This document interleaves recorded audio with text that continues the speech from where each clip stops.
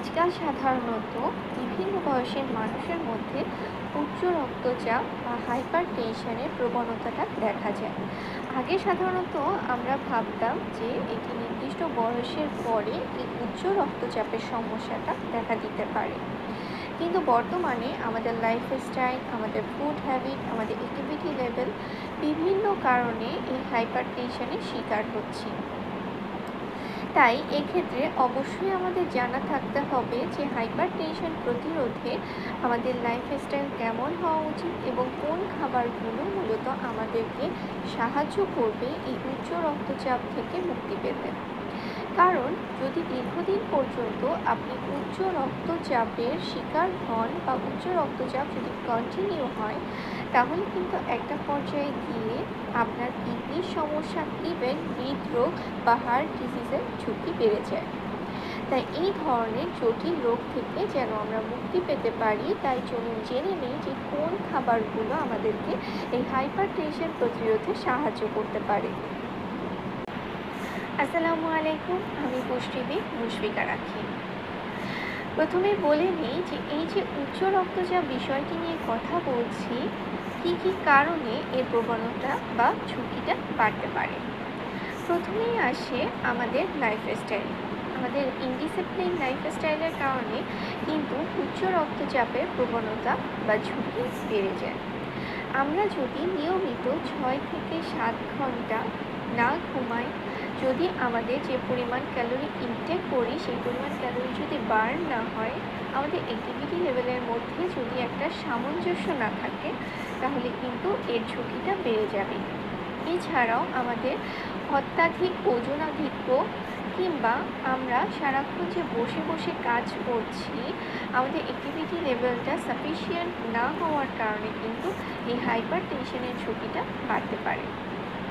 এছাড়াও বর্তমানে জাঙ্ক ফুডের প্রতি আমাদের যে একটা প্রবল আকর্ষণ কাজ করে, কিংবা আমরা আমাদের খাদ্য গ্রহণের ক্ষেত্রে যে স্পাইসি ফুডের প্রতি আমাদের অ্যাফেকশন কাজ করে, এর কারণেও কিন্তু উচ্চ রক্তচাপের ঝুঁকিটা বেড়ে যায়।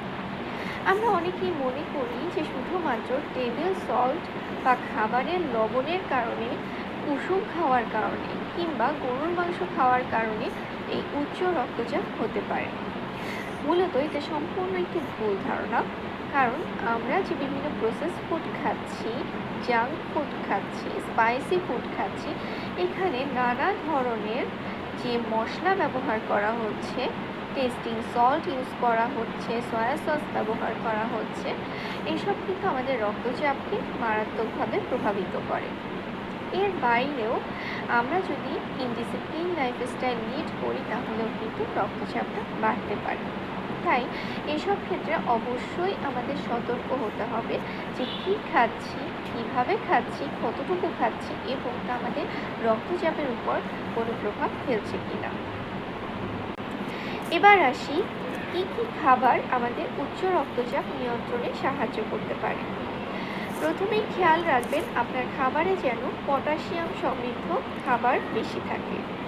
এর মধ্যে রয়েছে পালং শাক, লাল শাক, বিটরুট, টমেটো, বাঁধাকপি থেকে শুরু করে নানা ধরনের সবজি। আপনি যদি দীর্ঘদিন পর্যন্ত এই হাইপার টেনশনে ভুগে থাকেন কিংবা উচ্চ রক্তচাপের কোনো হিস্ট্রি আপনার ফ্যামিলিতে থাকে, অবশ্যই ত্রিশুদ্ধ হওয়ার পরে আপনার খাবারটা নিয়ন্ত্রণে আনার চেষ্টা করবেন। রেড মিট গ্রহণে সতর্ক হবেন।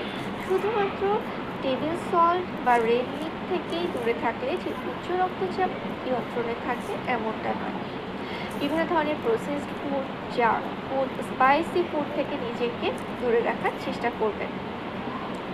অবশ্যই আপনার দৈনিক 6 থেকে 7 ঘন্টা ঘুম হচ্ছে কিনা এটা নিশ্চিত করার চেষ্টা করবেন।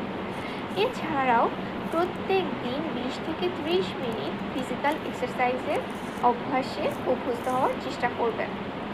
কারণ এই যে আমি লাইফস্টাইলের কথা বলছি, এটি কিন্তু একটি ডিসিপ্লিন লাইফস্টাইল। এটা কিন্তু যে আপনি রোগগ্রস্ত হওয়ার পরে আপনাকে এই রুটিনটা মেনটেন করতে হবে এমনটা নয়।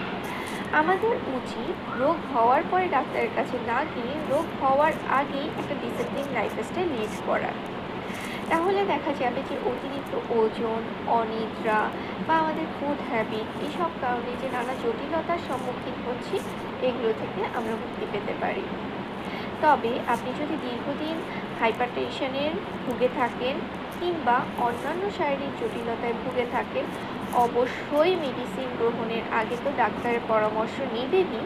সেই সাথে একজন বিশেষজ্ঞ বা ডায়েটিশিয়ানের সাথে কথা বলে আপনার ডায়েট প্ল্যানিংটা ঠিক করে নেবেন। সবাই সুস্থ থাকবেন, ভালো থাকবেন, নিজে সতর্ক হন এবং পরিবারের প্রত্যেকটি সদস্যকে সতর্ক করুন। আসসালামু আলাইকুম।